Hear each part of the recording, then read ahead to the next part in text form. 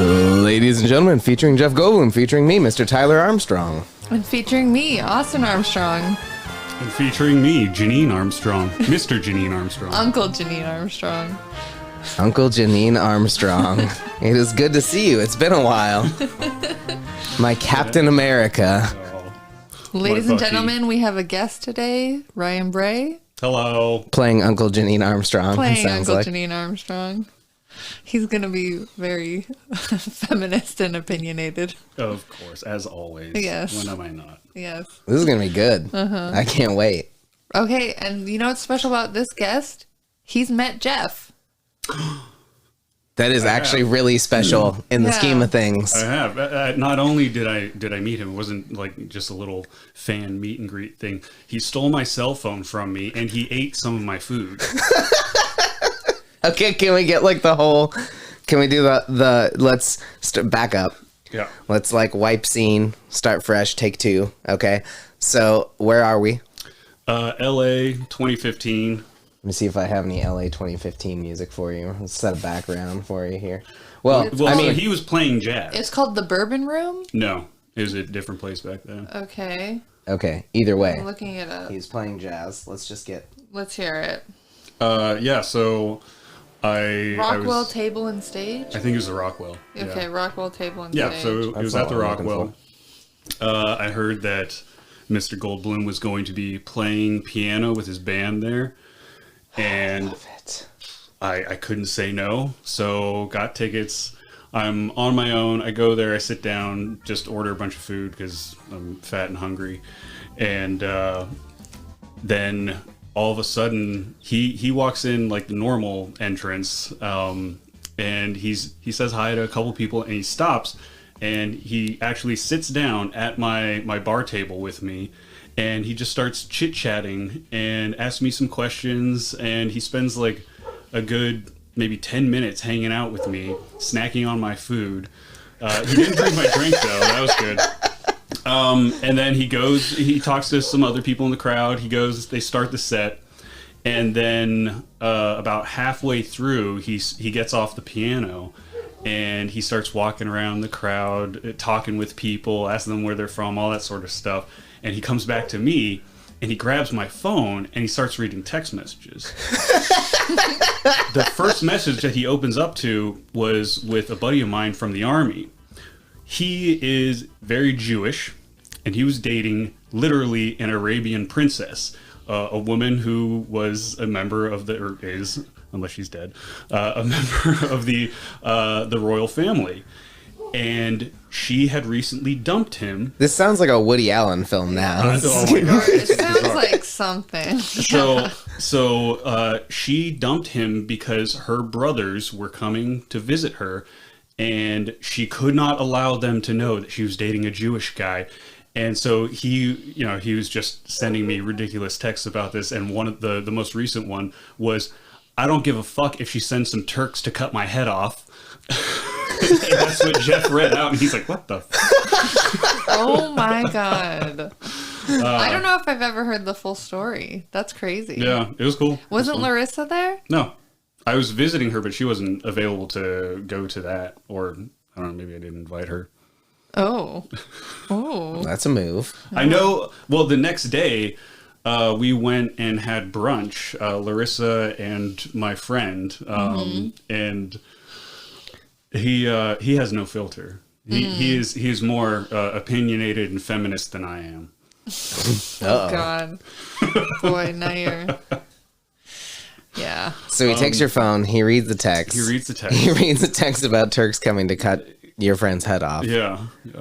And he, at that point, he's just like, "What are you doing?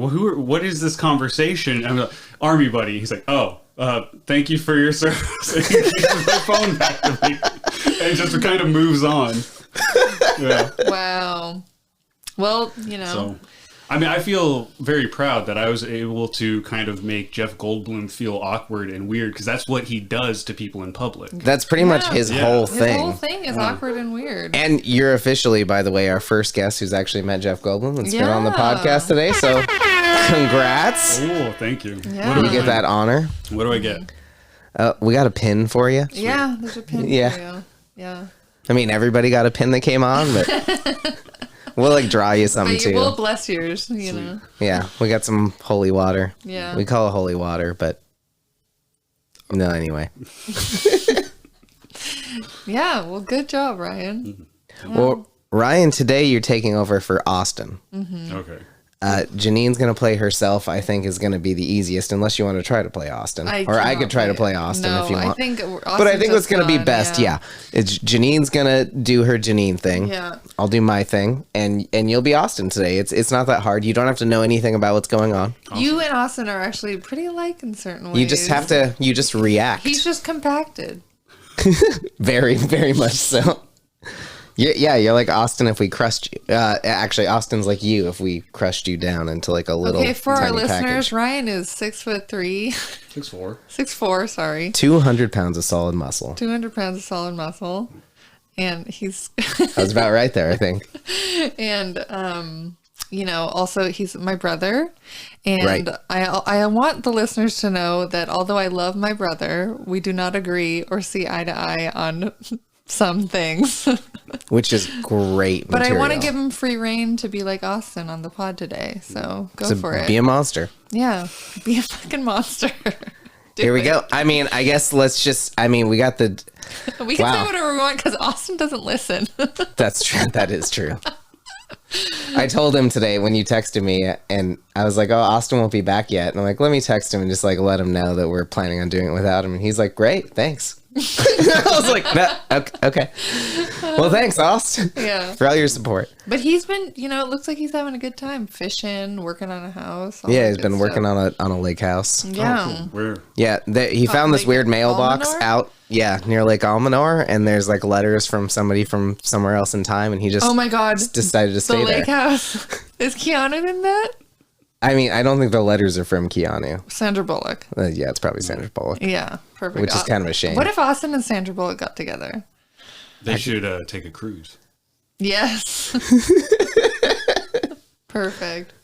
Just don't get on a bus. I was gonna say, does they have to take the bus first? It's gonna be really exciting. Yeah, it'll be very exciting. What was the Pelican brief about? Was that her too? No, that's some like. Is that the other one? Do I always confuse those two? I think you're have no confusing idea. somebody. There's two actresses that look like Sandra Bullock. One of them is Sandra Bullock. Yeah. One of them is not. Yeah, I don't know who you're talking about. That's fair. I'm gonna look up who you're thinking of because who's in the Pelican brief? If it's Sandra Bullock, I'm gonna laugh really hard. Yeah. Anyway, I figured we would start the day with the big news of the day. We do these segments. I don't know if you've listened to any of the podcast yet. It's Julia Roberts. It's Julia Roberts. Okay, who looks Yeah. like Sandra Bullock? No, Sorry, she sorry, doesn't. Julia Roberts. Sorry, Sandra Bullock. No, I'm not sorry to either one of you. They're both pretty. They'll be fine. They'll be fine. They'll live. Yeah. They'll live. So we do these. We do a Vibe of the World segment and try to set off the day. I mean, we don't always do it, but we got a song for it. That's not the song actually, No, but that's a very sad song. Did somebody die? Did another horse die? I hate to say it, guys. We launched Captain Kirk into space, and the Klingons got him. The Klingons got him. Live I long mean, and they've been waiting a prosper. long time for this moment, but he's been out of space for a while now. They sent him right back, and Aw. he's gone. Aw. I mean, probably a high He's court great, and everything. William Shatner, he did the first television interracial kiss. With Whoopi? No, not with Whoopi. He kissed a green woman before that. No. It was Uhura. No. The original Uhura was the original who he kissed. Uhura, but she's not green. Yeah, I know, but he kissed a green woman before that. Okay, I'm just well, saying. but a green woman isn't a race. Well, be careful now. Green isn't a color? No, I'm saying it's not a race on Earth. Well, but that's even more exciting in reality. Anyway, but first That's- on that's stage bringing interracial different kiss systems together. is Uhuru. Ahura? Ahura? Ahura? Yeah. She was a linguist. Scooby-Doo. She was a xenolinguist. Yeah. Which is cool. That is cool. It is cool.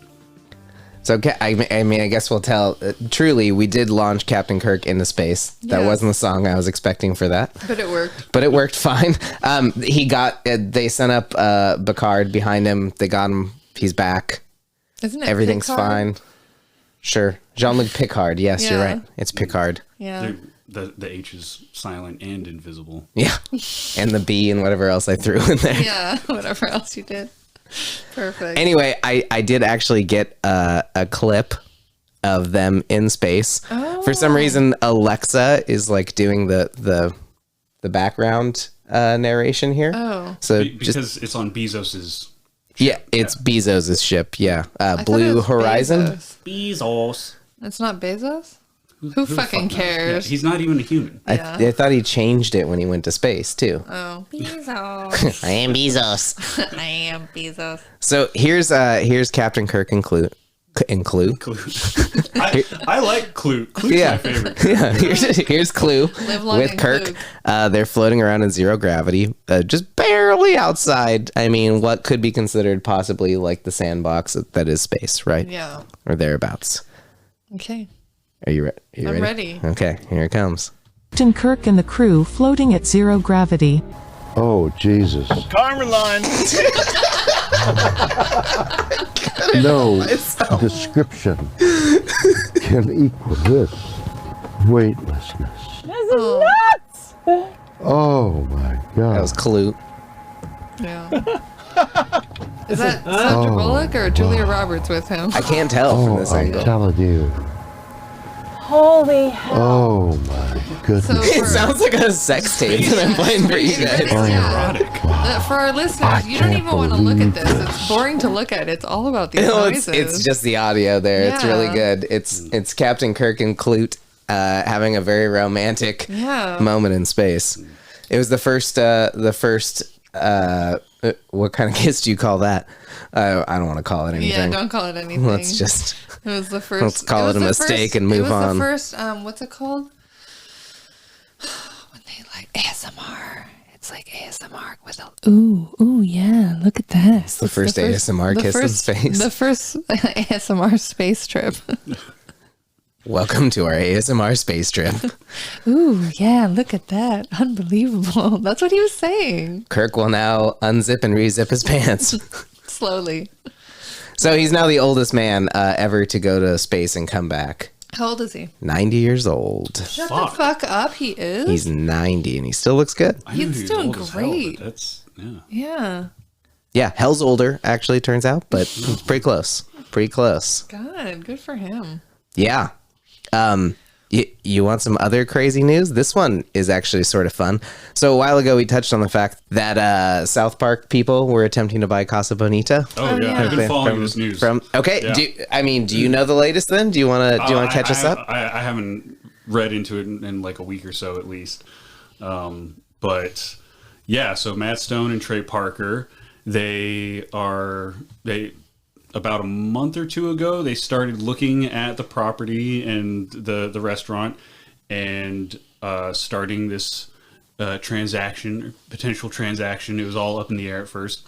And they spoke with the local community too and tried to ask them for like tips on what they wanted to fix. Mostly it was that the place was turning into a total shithole and falling apart and the food was bad.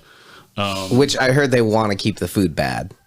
I didn't hear that, but I wouldn't be surprised, because that's tradition. Yeah. They don't want to ruin that. You got to keep with the original nacho cheesiness of the whole thing. But yeah, they were going bankrupt. The initial buy supposedly fell through. And recently they said things are now moving forward. Pending a few bankruptcy trial things they have to get through. But the offer has been accepted from Matt and Trey to Casa Bonita. They are hopefully by next year the proud owners of Colorado's Casa Bonita. Hell yeah. Oh, if they do like a grand reopening, I'm definitely going to be there. You have to. Yeah. That'd be awesome. Here's it from the horse's mouth. I don't know why they brought a horse in for this, but now the elephant in the room, because this has been a big deal in Colorado, as you know. We have taken our kids to Casa Bonita. I grew up going there. You guys, I've probably been there as kids. That's kind of what inspired the very accurate portrayal in the show. Yeah. I mean, some things you exaggerate or change. It came from experience. Yeah, that's like Casa Bonita. Coloradans would love any details about what's going on or with our iconic institution, and just open-ended. What can you tell us? Okay, well, we have something to announce. We have some news. We have some breaking news. And I don't know. As of about an hour ago, So I have to qualify this pending bankruptcy proceedings that this will have to happen in a couple of months. We've come to an agreement with the owner, and we bought it. Yeah. Congratulations! Oh my gosh! Congratulations! That's awesome. It's such a great day. It's such a wonderful day. Oh my God, everybody in the studio is losing their minds. But anyway, yeah, it's official. Yeah. They've officially bought Casa Bonita.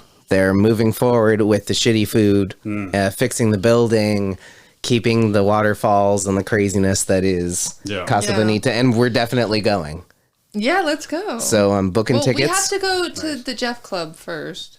Well, we can do both. When he's playing Well, again. Jeff, you're going to have to stack your text messages because I'm hoping to relive your exact experience. I want to go see the Mildred Schnitzer Orchestra play. Yeah. And I was actually watching an episode of Dave the other day, and he was walking around in a sweatshirt with Jeff's face on it that says Jeff Goldblum and the Mildred Schnitzer Orchestra. Hell yeah. That I really want to buy. Yeah, I was going to say force Jeff to give me, but that's not how transactions work, really. Want to have, own, possess? Yeah. Let's possess those sweatshirts. Let's possess them. Let's possess them. I think they exist. I think they'll possess you. They might. Wouldn't be the worst we thing. are possessed. We have a fucking podcast about it. So yeah, I mean, as some listeners have mentioned, we sort of veer off the topic of Jeff quite a bit. That's okay. We can't drown people in Jeff. I mean, you could, but let me just let that sink in for a second. Okay. I would just like to reference that photo as the counter argument to what you just said, Janine. Ryan's referencing the pose from Jurassic Park where he's shirtless. Which is right over my sink where I drown people. Yeah. You just baptize them. You don't drown them. Whatever you want to call it. You Jeff baptize them. Except he's Jewish. He's a Jew. Yeah. Love it. Ready for more news? Yes. I don't know if you're ready for this one. Oh. Timothy Chalamet, he's doing Dune soon. Yes. He's wonderful. Did you know he's also doing the prequel to Willy Wonka and the Chocolate Factory? Yes, I did know that. And he has the exact costume from Gonzo from A Muppet's Christmas Carol. to a goddamn T. Every little bit of it. I don't know how it fit him, but they made it work. He's so thin and tiny, it totally fit him. Yeah. A Willy Wonka prequel? Yeah. Yeah, So Timothy Chalamet is now Willy Wonka. Yeah. A young Willy. Love it. Love it. Do you know what the prequel is exactly? It's about how he became the chocolatier, or however you call it. Right. There's a bunch of murder and sex scenes in it, I guess. Is this like a Hopefully there's a prequel peach to scene. the Johnny Depp Willy Wonka? No, because I he think was in it's the- Chocolat. Holy shit! It all They're comes together. tying now. everything together. It's the Gene Wilder. It's the Johnny Depp universe, Johnny Depp cinematic universe. Holy fuck! No, it's the amazing. Gene Wilder one. Yeah, he starts as a gypsy on a boat. No one knows who Gene Wilder is anymore. I don't fucking care. Zoomers don't care. To be fair, most of our audience is over 50. Yeah. They know who Gene Wilder is. They do. So, love Gene yeah, Wilder. Timmy boy. Hopefully there's a peach scene, though. Oh my God. Well, they'll probably use like a jawbreaker. Oh, Or that's a going to go peach different. ring, That's going to go a different place. Or a peach ring. Or a peach ring could work. There Okay. you go. That could be a That tie-in. could work very well. Ew. Depending on how it's rated. X. No, they might change that. It's just NC-17. Yeah. I do have Mr. Bean is also in it. Oh, good. Wait, I thought he was dead. Rowan Atkinson? Yeah. No, very much alive. He's possibly the next Bond.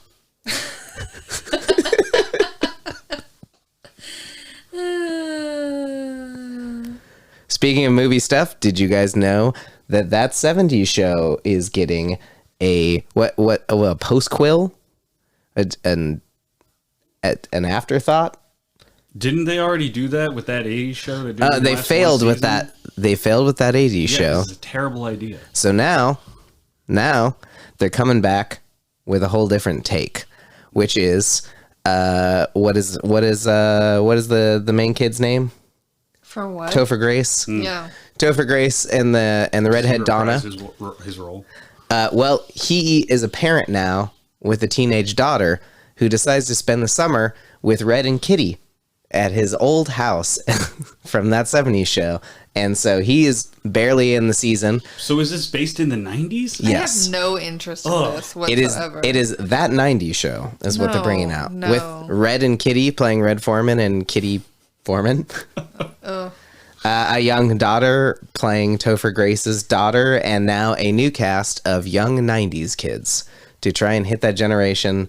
I'm not against the 90s. I love that the 90s came back. I think it's super cute. Like, I had fun in the 90s, whatever. I just was never a fan of that 70s show, and I just don't care. First couple seasons were pretty good. Yeah. I mean, they're going to change like the weed circle thing to probably be like whippets or something. And there's like a lot of weird changes that are going to have to happen. Like a Molly circle. Yeah, or a Molly circle. In the 90s, they want to be accurate. It should be heroin. No, That's true. It really is. They'll be listening to Nirvana and when did he die? shooting 94? Yeah. Yeah. So, or 97. 94. I He think it died was in 94. Yeah. Okay, so that'll all change and it'll be an ecstasy circle. Because pre-Molly. Yeah. Yeah. The pre-Molly. Anyway, I'm not into the show. Maybe it's good. You got to give it a chance. It's okay. It won't be good. Yeah. Yeah. Chong is going to come back. Oh, good. Oh. That's what everyone's been asking for. Yep. Where is Tommy Chong? Where is Chong? Is he coming back or not? Jesus, please, more Chong. Speaking of which, no, I have nothing on Chong. But what I do have is a cute little segment you get to be a part of today that we like to call Kindernews. We'll make that smooth.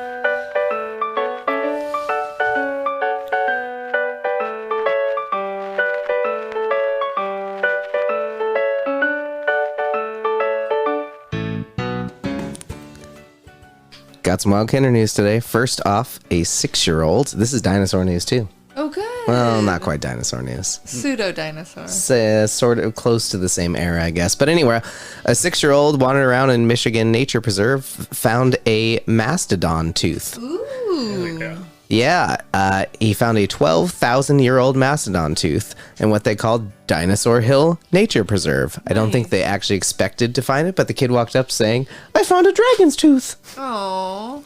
He was fucking wrong, but What an idiot. yeah, he said he just felt something on his foot and grabbed it, picked it up. First time was a turd, but the second time was actually a fossil. And I thought it was a baby root. They ended up taking it to paleontologists at a museum in Michigan. They were able to find out that it was 12,000 years old. They immediately took it from the kid, who started crying. They could not console him, and now he's suing. Really? No. Oh. I was like, what? That actually would make sense in America. Yeah. So, related to that, in northern Russia, in like Siberia, they're actually trying to create like a whole ecosystem of the Ice Age era megafauna. So they're trying to make saber-toothed cats. They're trying to make the woolly mammoth. Woolly mammoths. We heard about the woolly mammoth. Yes, some like startup was working on it. There's a whole bunch of different projects, and they're all kind of coming together. I forget what they're calling it. It's like whatever that era I of believe it's history called is called. Ice Age. Yeah, yes. Yeah, it's Ice Age Park. Yes. Yes. Well, I thought it was going to be called Everybody Loves Raymond's Ice Age because it was funded mostly by Ray Romano himself. Yeah. Perfect. Woolly Mammoth was first because he does the voicing for it. Yeah. And then they're going to do that sloth thing. Yeah. Is that a sloth? I've never seen it. Yeah, it is. I think it's a sloth. Yeah. I thought there was a squirrel or something. There is a squirrel. The squirrel always starts the movie by like getting hurt a lot, but not dying. Is Jeff Goldblum in this movie? He could be. He might be the squirrel for all I know. Perfect. Love it. Anyway, they're actually, so it's beyond the woolly mammoth, and they're creating a whole. Yeah. It's a whole, like, so it's not going to be a park. It's not going to be a tourist thing. But they're trying to see it. Yes, yet. Yeah, this is how it starts. Jurassic this Park. is exactly how it starts. Yeah. Well, so except it's not dinosaurs. Well, yet. but close enough. It's dangerous animals. it's like big ungulates and, not so dangerous. Also, it's a totally uninhabited area. Saber-tooth tiger isn't dangerous? This is exactly how Jurassic Park starts the argument. Like, it's brontosauruses. They're fine. They're all herbivores. Yeah. It's whatever. But what if? Yeah. What if? I mean, inevitably, of course, it will be turned into like tourist destination. I can't wait. Yeah. Are they going to have to control it with the lysine contingency? I don't know, but I just can't wait to do some helicopter hog hunting out there. Oh God! Do you know? Have you read Jurassic Park? Yeah. The lysine contingency. Do you know what I'm talking about? I did. I read it too. I don't remember. Michael That's not Crichton. my favorite Crichton book. Which is your favorite? Yeah. Andromeda Strain. Oh, I love that one. I should read it. Yeah. I'll read it. I suggest it. It took me a year to read Jurassic Park. I'm fighting my way through Dune right now. Oh, I will not. Oh. I'm just in order to get it. ready for Timothy on the big screen. Dune's good. I know he's Paul. Yeah. Good job. So I'm that far. Yeah. I mean, that's I'm about halfway. kind of the most important thing. Yeah, I'm about halfway. Know who getting there. the main character is. Yeah. And the rest kind of, it's Yeah. a little wishy-washy. They're sand people. Yes. Zendaya? Yeah, she's sand people, I think. Nice. Or Princess Aurelia. Not sand people. Yeah, but she might be that one. I'm not sure who she's supposed to be. I haven't actually heard like what her role is. She's Paul's like love interest. She's the one he dreams about. Oh. Johnny? Yeah. Yeah, that's her name. I'm not there yet. Well, I've spoiled. I spoiled it. I only read the first 30 pages before I gave up. So, there you go. That's why you get an Can I Audible give you? version. I'm really excited for this one piece of animal news. Can Yeah, I just- no. Let's do some animal news. Okay. I didn't get your animal song, if that's okay. I don't care. You guys, She cares. I said I don't care. I know, but did you hear how you said it?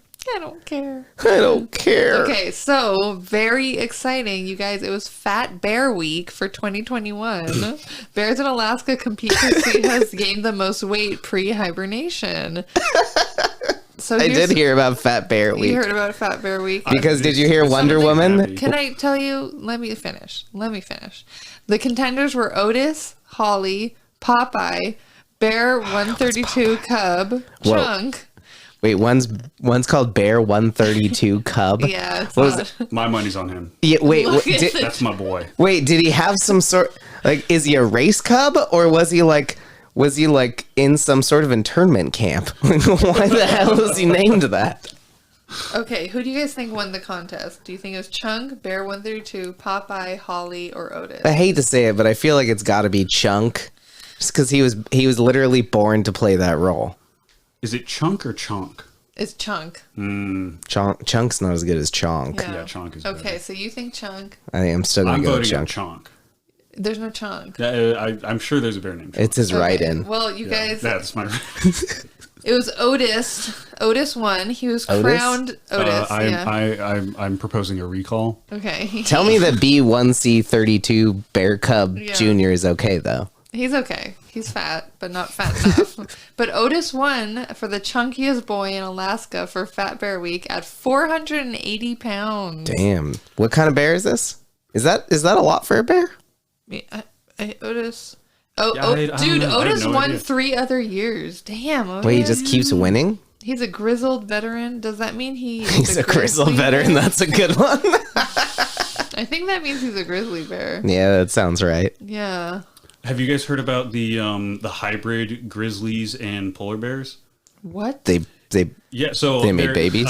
Grizzly bears and polar bears are only evolutionarily separated by about 100,000 years, so they can make babies that aren't mules, that aren't sterile, and it's a whole new species. So it's I think Pisleys is what they. I was gonna say, what are we calling them? Yeah, then it's this. So it's a whole bunch of different species around the Arctic Circle are hybridizing. So narwhals and belugas make narlugas. Oh my gosh. Yeah, it's cool.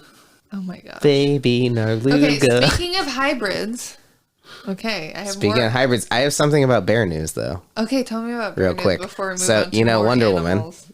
Yeah. You know, so the original Wonder Woman, Linda Linda Carter. Linda No, that can't be right. Something. And it's definitely not Linda Ronstadt. She wrote all the songs for she wrote all the songs for James Taylor. Anyway, the original Wonder Woman went on Twitter thinking that Fat Bear Week was like an LGBTQ plus thing, and wrote this beautiful like thing about how she really appreciates like the body positivity and all that coming forward. And then literally like an hour later comes back on Twitter to be like, oh my God, I thought they were talking about like, you know, bigger hairy gay men. I didn't realize it's actually bears, but first comment stands. Love it. Love it. Hey, how do they know Otis isn't gay? Otis could be gay. Otis should be gay. Animals are gay a lot. Why not? Yeah. Anyway, I have more. Yeah. Animal Speaking news. of hybrids. Speaking of hybrids. So Elijah Wood was on the podcast Armchair something. What's it called? Armchair something? Armchair Podcast. It's like a really popular podcast. I don't know. With I only Dax listen Shepard. to ours. Dax Shepard. Oh, Dax Shepard's the guy who's married to that hot blonde from Kristen something. Kristen Bell. Yeah, Kirsten Bell. I just remember him as the attorney from Idiocracy. Anyway. Yeah, that too. He's got a very popular, good podcast, and Elijah Wood confirmed the rumor to Dax Shepard on the podcast Armchair Expert, explaining that I think this is okay to talk about now. Wood said, the guy is fucking incarcerated, fuck him. And what he's referring to is there is an orc in Lord of the Rings that was modeled after Harvey Weinstein. Huh? Yeah. Yeah. And he was the inspiration for one of the orcs, according to Frodo himself. And I think I know which scene. It's this guy. Yes. Yeah. Oh, that one. Oh my God, that actually does look a lot. Yeah. So it's the white orc. Yeah. It's fucking well, he's the not like commander of the Dark Army in the Return of the King. Whatever. Yeah, exactly. He's not the one with the hand on his face. He's the other one. He's the one with the eyeball and the whiteness. He's a disgusting. Has a lamp and like a he's a arm. disgusting piece of shit. So they did it right. Yeah. Yeah. Fucking nailed that one. So I just really like that, and I like that Elijah Wood. Good work, animators. Revealed that and or makeup people. Yeah, it was It's good not stuff. animated, huh? Mm-hmm. What a workshop. Yeah. That's who did the costuming. There you go. Yeah, good job, Thank Weta. you, Weta. Thank you. Weta? Yeah, thank you, Peter Jackson. Yeah. Love it. Good work. Good work, everybody. I'm taking Janine's thank you to Peter Jackson back though because the Hobbit movies. And I'm thanking him again because I secretly love the Hobbit movies. I did not just say that on a podcast. Anyway. Did you, speaking of animal news, did you hear about the otters in Alaska? No. Okay. What? Are you ready? Yeah. So there's a group, what they're calling a gang of violent otters mysteriously attacking people in Alaska. Oh my God. Yeah, there's 3 otter attacks reported in September alone. State authorities are searching for these violent otter groups, Lutra canadensis, oh my God, who have been attacking adults, children, and dogs all over Anchorage. Sweet. Yeah, they injured a child, they injured a dog. They put out a statewide alert to be alert. Weird choice of words there, huh? Around local lakes and rivers. The first attack was on a 9-year-old boy named Aiden Fernandez, who was filming the otters in the duck pond with his brother, and one of them just split away and immediately started attacking him. He got multiple stitches from otter bites. Fuck around. River otters they'll team together and fight off crocs in Africa. Jesus. Yeah. they're huge too. The river ones? Yeah. No, the river ones are small. What ocean otters, sea otters. I did. There are otters out in the Amazon that are like Ryan sized. No. Yeah, they're gigantic. Like the penguin. They're awful. Yeah, like the penguin. They're not quite 6 foot. What, 3? 200 pounds? 6'4". But they're big. They're bigger than me. Yeah, they're saying that they started tagging things.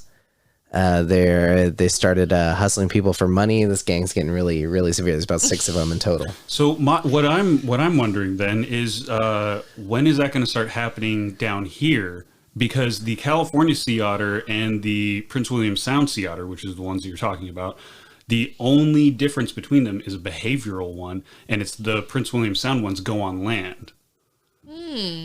So you think they're going to start attacking surfers out here? And I think so. They're gonna fucking mug him.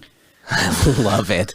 I just want to go to the Monterey Bay Aquarium one day when they're like doing the otter feeding. The otters just pull the guy under and start drowning him, rip off the scuba equipment, and just and then flip off everybody. It's like, come on, just be amazing. Yes. Speaking of weird animal news, did I ever tell you about the squirrels at Roaring Camp in the 90s? No. So we had like a really, really hard winter everywhere in California, but especially Roaring Camp had a lot of ducks and geese and ground squirrels and all sorts of things.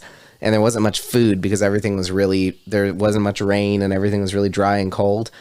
And so I was probably, I don't know, I was pre-teen or just about to be teen, but we would notice when we would be going by Roaring Camp. My mother was working at the time and we were helping out. I might have been working by then too. But anyway, we would come in and there'd just be like dead ducks and geese, like all over, like shoved halfway into holes or like ripped apart and like pieces of things everywhere. And we didn't know what the hell's going on. So we like set up a little like watch station so we could figure out what the hell's happening, right?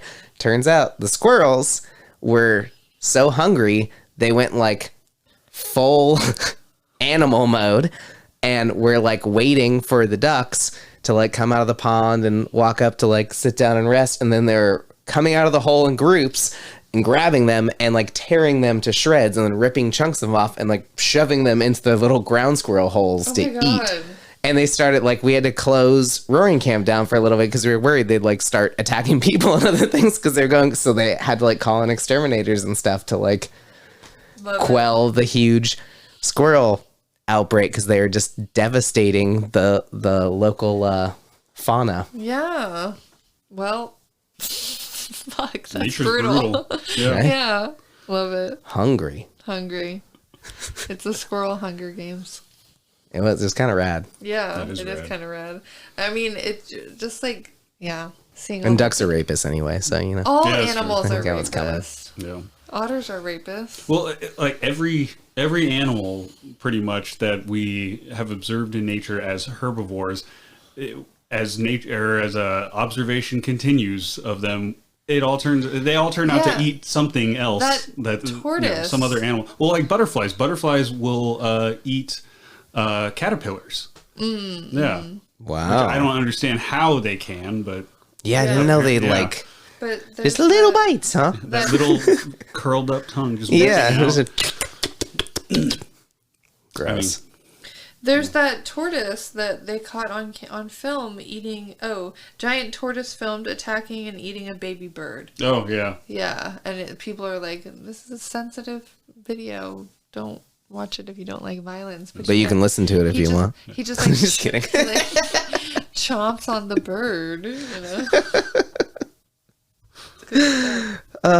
You guys want to take a quick break? Yeah. We'll jump back in with more stuff in a second. Sounds good.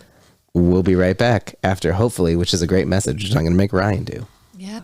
Podcast. Ooh, spooky podcast. Creation tools. It's free. It will give you money.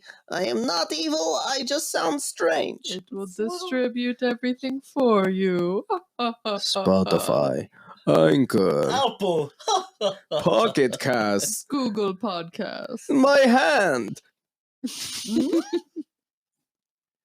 Anchor down if I'm get your Anchor stuff on. Go to Anchor. I'm so sorry, Anchor.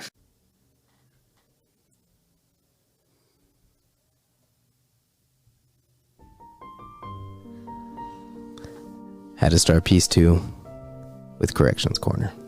Correction. Last episode, I blew it, guys. I just ding dong blew it. I said that new movie Shazam with that, I don't know, that tall handsome guy, and the guy who was in the OC also was in it. And some other actors were in it. You know, he's the funny Jew guy from the OC. He liked the mean girl. Can you say Jew guy like that? I think so. Yeah. Because he started Chris Mahana Kwanzaa. I mean, he's like a big deal. His name's Adam, I think. Anyway, I'll do a Corrections Corner next week because his name's not Adam. Or if we find out you can't say Jew like that. Well, yeah, there's a lot of things I might have to correct next week. Yeah. But for now, what I'm correcting. Zachary Levy? No. That's the main guy from Shazam. Yeah, I'm not talking about the main guy. I'm talking about his friend who's like crippled. I'm serious, right? That's like how that's in the movie. Oh, Adam Brody. Thank you. His name was Adam. See, no corrections corner necessary. No. Yeah. The crippled, handsome Jewish man in that movie. He's not in real life. He is handsome, but he's Jewish, but not crippled. I'm sure also there's a different way to say crippled. I'm sure, yeah, like ADA, impaired. Yeah. Or disabled. Otherworldly is what he is. Anyway, back to the point. Guys, I said Shazam was a Marvel movie, and it turns out it's a DC movie. It's like the only funny one they ever made. Like literally the only funny DC movie ever made, besides maybe Suicide Squad 2. I thought Suicide 1 was funny because they bought $30 million of their own tickets on opening weekend. That is funny. Okay. And Suicide Squad 2 was a little funny, but I think what's going to be really funny is the spin-off Javelin movie with Fula Borg. Oh. What? Yeah. Let me that find it for you. happening? Oh, for sure. I liked Birds of Prey, and I liked Oh, I Suicide forgot Squad. about Birds of Prey. Birds of Prey was great. I didn't see it. It's the one with Margot Robbie or Harley Quinn being Harley Quinn. It's great. Or is it the Mandela effect? Oh, don't even start. It's here. It's here. And my friends call me Javelin. Well, for my deadly hoops. Javelin. I just can't keep it up. This performance is very difficult. I was ready for it and then it keeps flopping. If the moment is right, will he be ready? No. Sorry everyone, just before we roll, can everyone please speak quieter, maybe at a 2? Just so everyone can hear my lines, since this movie's about me, so. I am the main piece of the film. It's called Javelin and the Suicide Squad also in parentheses, so. Yeah, sorry about that. And James, are you ready? And that's okay, cool.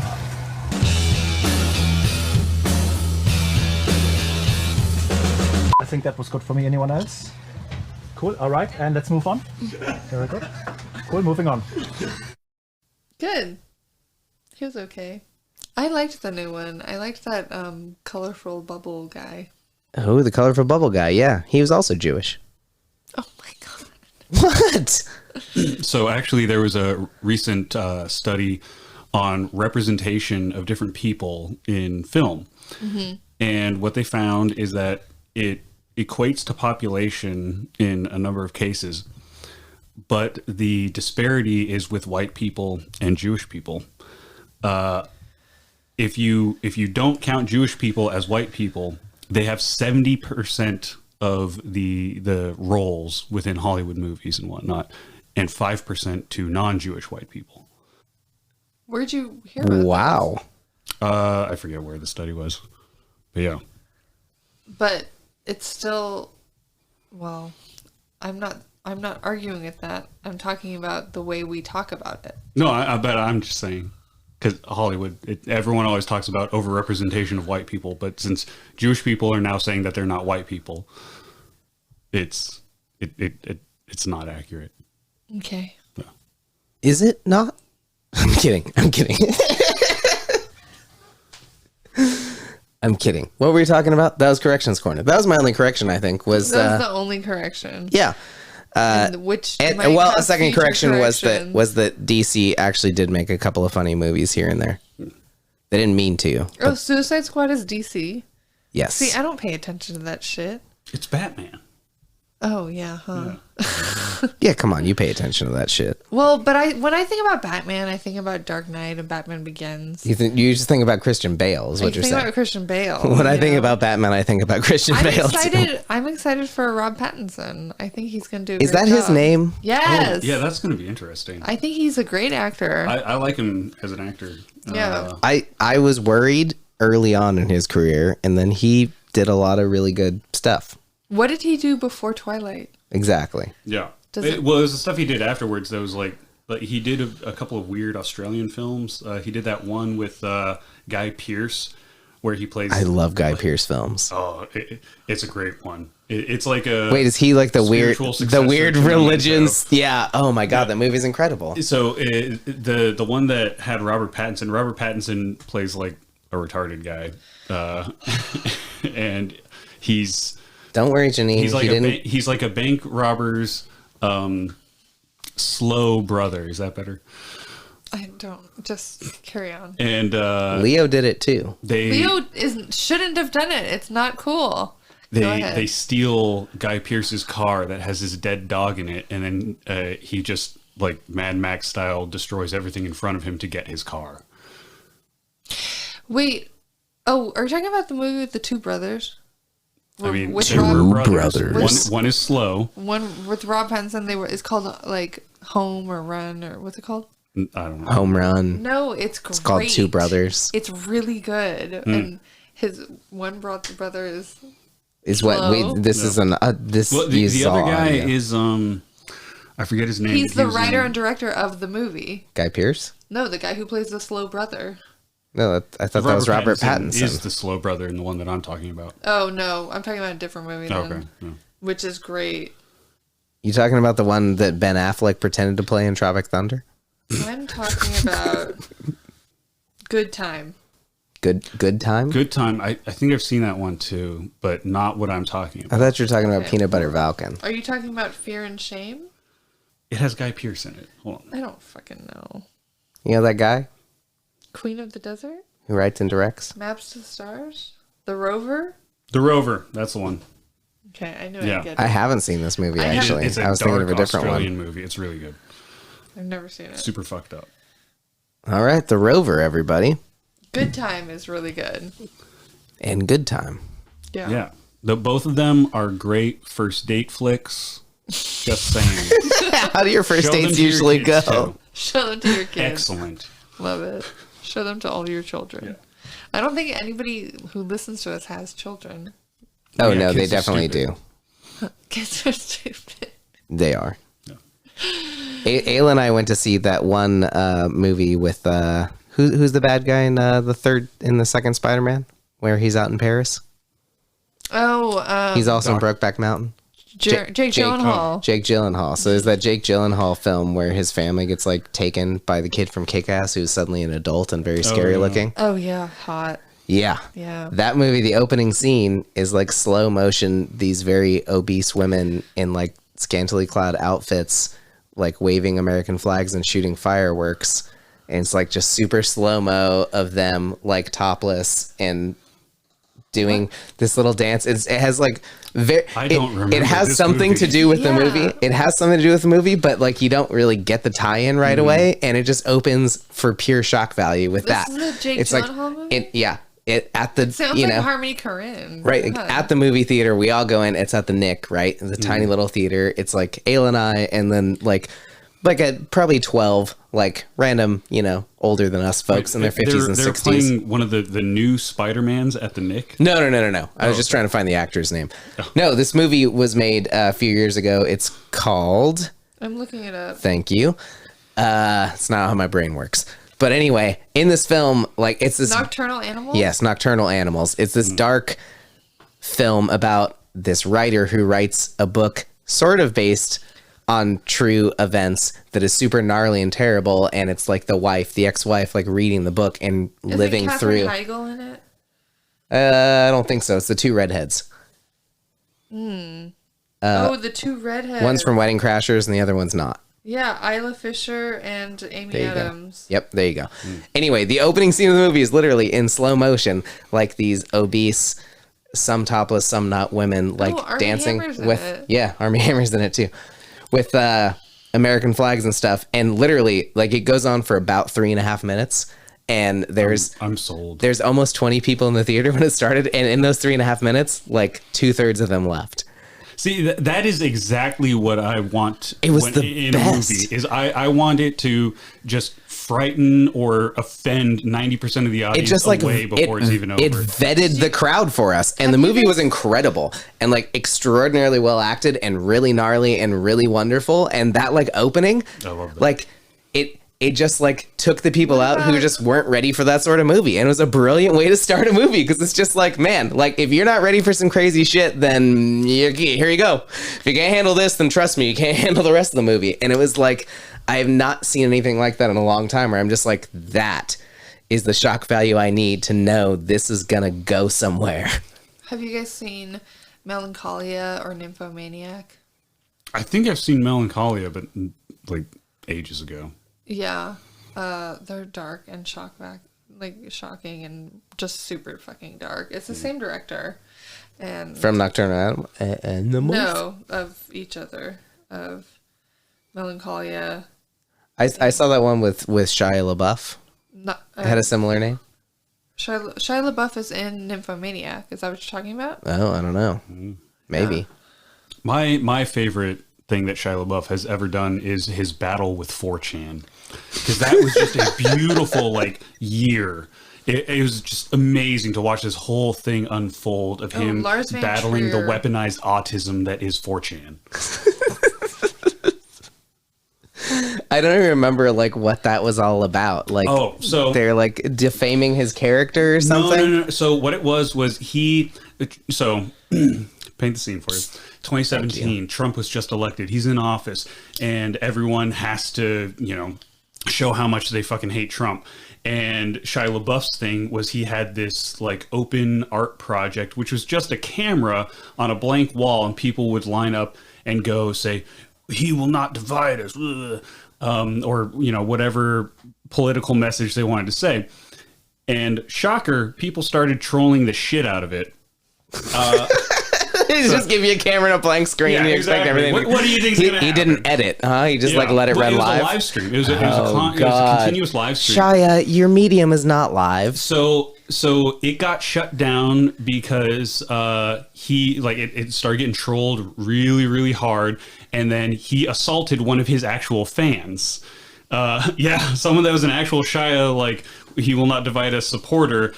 Shia attacked him physically. He got arrested for it. Did he think he was a troll? Yeah, he thought he was a troll. Okay. Because they were like face to face and more like aggressively saying, "He will not divide us," to get like at each other. No hard feelings, hard money troll. Yes, Jaden Smith was part of it, and so they pledged that they were going to be there every single day while Trump was in office. Jaden Smith showed up one fucking time. Yeah. Well, he had other things to do. Yeah, he was fucking high. No, he was feeding homeless people. This is Will Smith's kid, right? Yes. Is he a Trump supporter? No. He was there to protect Shia LaBeouf and his project? He's just a spoiled rich kid. That's all. He was just there because he didn't have something else to do. He needed to. After Earth had just come out, 2 years before that, and everyone still hated Jaden Smith because of it. I don't even know what that is. I barely know who Jaden Smith is. Oh, man. After Earth is amazing. You should watch it. It's one of the worst pieces of shit that's ever hit the screen. It's really every time you tell me to watch a movie, I just have to I agree. I have to just like sip. So one of the first times when Ryan and I put up a movie in the Redwoods one evening, and we watched that Nicolas Cage film, Mandy. Oh, I love that movie. And I was courting a woman at the time who's now living with me here. But at that time, I invited her out, not letting her know what that movie was. And then there's lots of factors that made that night difficult. There's another girl there who's very drunk who wanted to cuddle, and we weren't really a thing yet. And wanted to court you. I was trying to like hold her foot as Nicolas Cage is like losing his mind and drunk and covered in blood, and she was just not. It was not a romantic evening. It turned out. I wouldn't agree. I thought it was too. I'd say it was very romantic. Yeah. But Natalie remembers that evening a lot differently than I do. I mean, the stars were out. Did you tell her that she's wrong? Yeah, that really helped. Yeah, you see how big my couch is. Really well. Yeah. Perfect. Anyway, where were we? We just went corrections. Shia LaBeouf, thank you. So anyways, the museum that he had that set up on the outside of, they shut it down. He moved it, I think, to like New York or something. I thought he was in New York from the get-go. No, I believe this was in LA. But anyways, so he does another one of these like art exhibit things, if you can really call it. It's just a fucking camera and a live stream. Art. It's amazing. And then that one gets shut down. He does another one, and all it is an American flag flapping in the wind with the camera pointing up at it from the ground. So all you can see is the flag and the sky. Within hours, using wind direction and how the light was hitting it, they figured out its exact location in the middle of nowhere in Tennessee, and people went and did like Pepe, did like a Pepe meme in front of the screen or some shit like that. So that got shut down. It was in New York from the get-go. Oh, okay. So the first one was in New York? Yeah. Gotcha. So then I believe from there they moved it to a cabin in the middle of like Norway or Finland or something like that. And the 4chaners looked at the wood grain on the panels that were on the camera stream.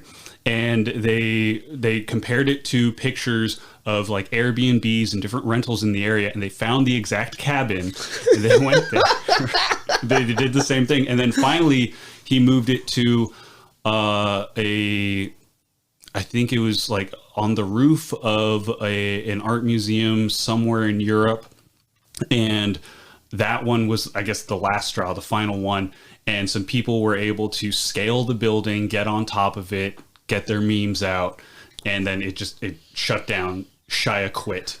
It was the end. Well, Shia, you don't have to quit, because now just call it Jeffy Boy. You can take it out to space. Yeah. No, Shia is a piece of shit and like beat his girlfriend repeatedly and abused her for multiple years. Like, he can go. I mean, I don't think this is like a Yaya Shia fest over here. I'm just saying. I want Shia to try it again, because I want to see just how far the 4chan can go.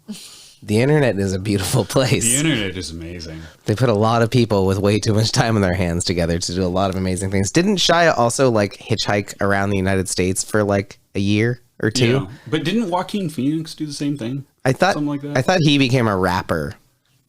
Oh yeah. Yeah, Joaquin Phoenix became a rapper. I don't think it worked out. You know who became a rapper? Let me play this shit for you. The Rock. Okay? Wait, The Rock became a rapper? Let me play this for you. I thought he did like a rap early on in his career. No. In like the WWE. I don't know. I'm still getting through Young Rock on NBC. I'm not sure where he is yet. He's still pretty young.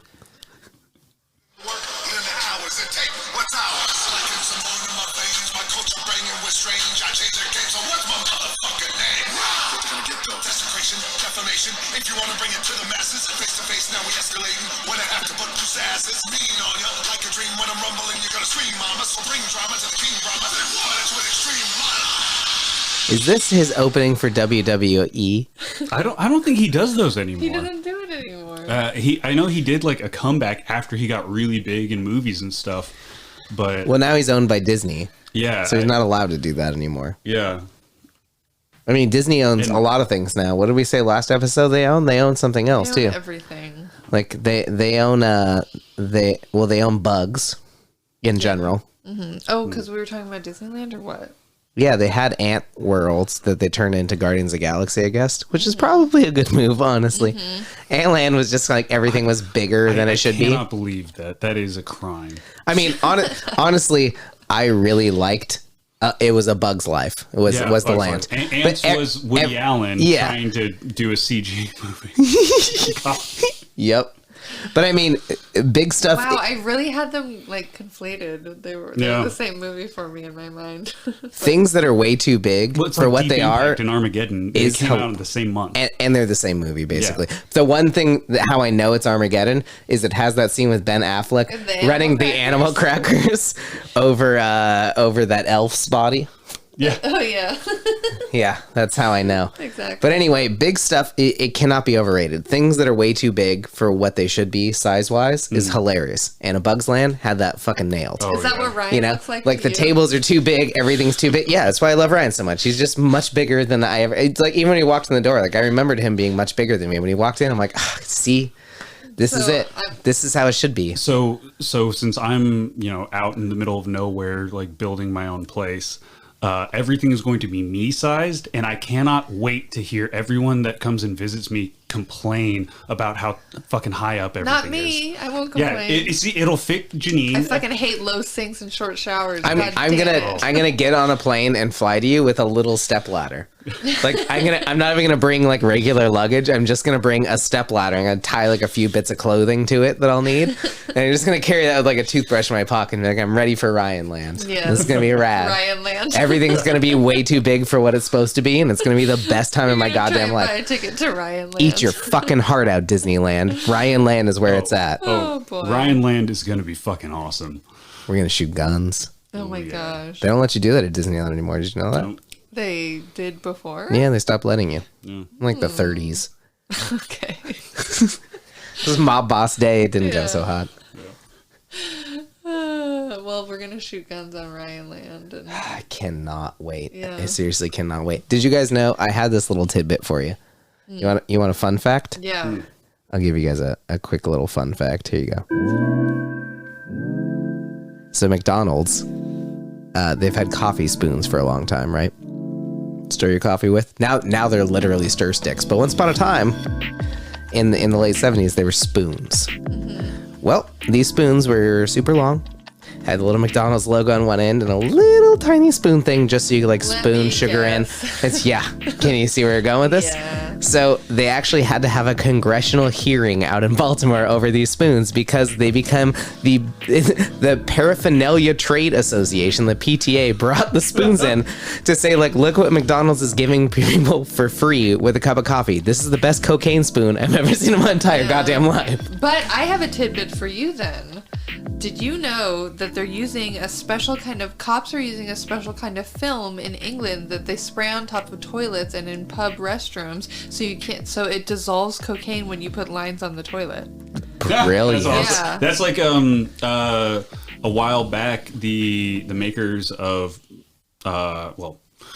some of the Percocets that they produced had Narcan core. So everything that was actually going to pharmacies instead of just like out the back door to be sold on the street, it had a core in it of Narcan because when people were abusing perks, they'd crunch them up and so thinking that it would hit them faster. But they put the Narcan core in it and it completely negates the effects of the opioids. That is brilliant. Yeah. Mm-hmm. So when I found that out, and I was living in North Carolina and I was doing a medical course there, and the girl I was dating at the time, a lot of her friends were fucking pillheads. I made sure to tell them all that they should crack up their perks. Well, you're saving lives. You know. Sure, I'll justify it with it. You're either saving lives or you're ruining a good time. So. Yeah. I just wanted to fuck with. Let's say a little column A and a little column B. No, that's good. That was a good little tidbit segment, guys. I learned a lot there. Yeah. Did you guys hear about the guy in Turkey, part of the search party? Yeah, he was looking for himself for 2 hours with the cops. Some guy got drunk, wandered into the woods, I guess, out in Turkey. Didn't come back for a couple days. He lived with his parents or something. So parents freak out. They like call like the cops, start a whole search party. So people are out searching for him. And he like comes wandering out of the woods and like notices all these people with like flashlights searching and like yelling and trying things. So he just like grabs a flashlight and joins them and does this for like 4.5 hours until he realizes they're saying his name. I fucking love it. And they keep saying his name over and over. And he's going like, yeah, I'm right here. And people are just like, what the fuck are you doing, man? We're in a search party. They keep doing it until eventually it's like, no, I'm the guy. I'm the guy. And it turns out I had a similar situation. Personally? Yes, personally. When I was living in Yosemite and before I knew that I just couldn't handle weed whatsoever, I had some weed tincture with the search and rescue boys, and then we went rock climbing, like free soloing together, like very mild free soloing stuff, like, just like whatever. And I got stuck on a dome because I was too fucking high, and I was with the search and rescue boys, but they went a different way, so I just stuck by myself, hollering out their names, yelling for them to come get me. You think of all people, search and rescue people would stick with the people they go with. Exactly. So I was stuck there by myself, like hollering out for like an hour. Do you think that's how the 127 hours guy got stuck, really? Yeah, exactly. He's too embarrassed to admit it. Yeah. He's like, I'm part of the search and rescue team. I met him. I can't believe this happened. He would come up to swallow me. Yeah, I met him. Pre cutting his arm off, or no, post arm. Post arm. Yeah. Did you shake his claw? No.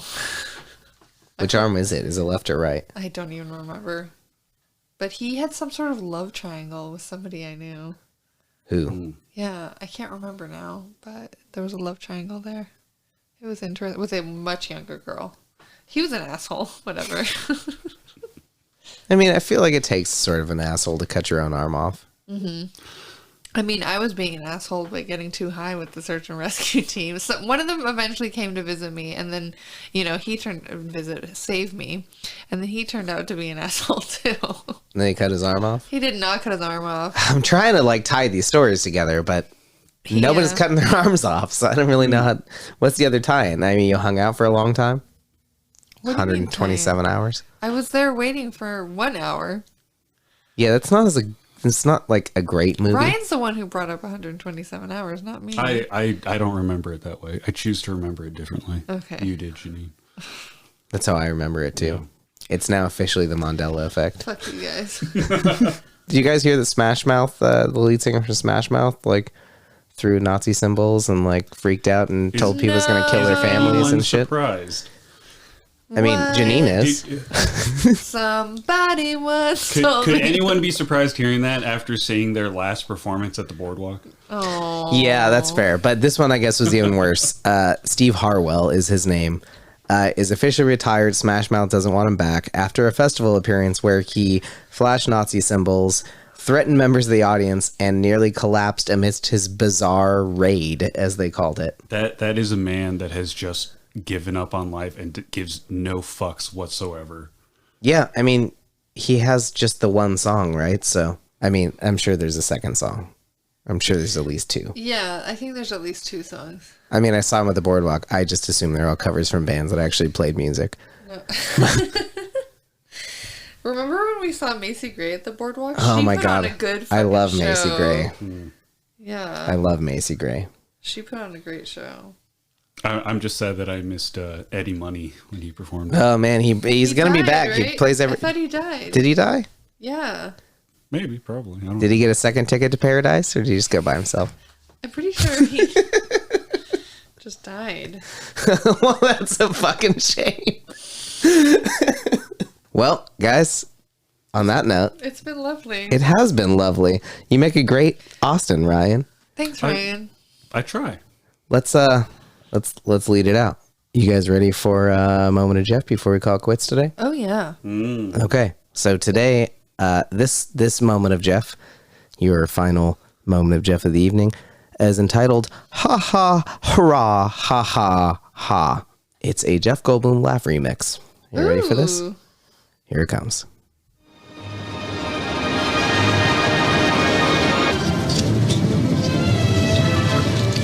So you two dig up dinosaurs? Oh. Try to.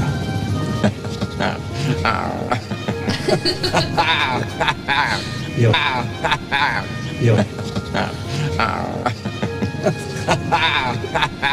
Yo.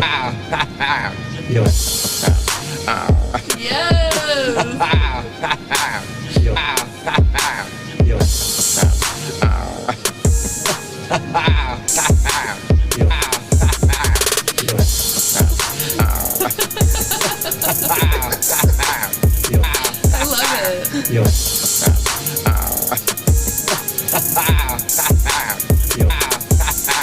You'll have to get used to Dr. Malcolm. So you two dig up dinosaurs? Nice. I think I've heard this before, but without the bass remix to it. I like the bass. Yeah, that's a lot. Perfect. Love it. All right, everybody, your moment of Jeff. Thank you. Thank you for stopping by. This has been featuring Jeff Goldblum, starring Mr. Austin Armstrong, Uncle Janine Armstrong, and not Austin Armstrong. You called Tyler Austin. Yeah, I know. Oh. It was good. It was funny.